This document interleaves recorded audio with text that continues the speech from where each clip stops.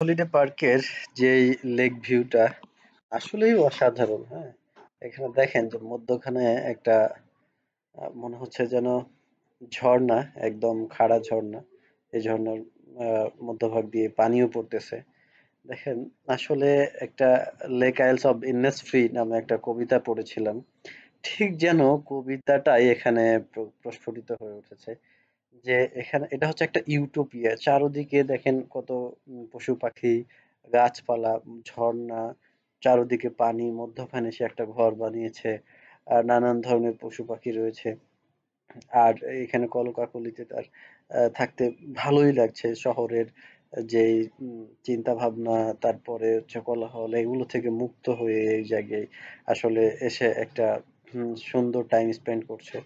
এইটা এখানে প্রকাশ করেছে ড্রিম হলিডে পার্কের। আসলে দৃশ্যটা কি বলবো যে সুপার সুপার। আপনারা আসলে খুব পছন্দ হবে বলে আশা করছি। আপনারা এখানে ভিজিট করতে পারেন।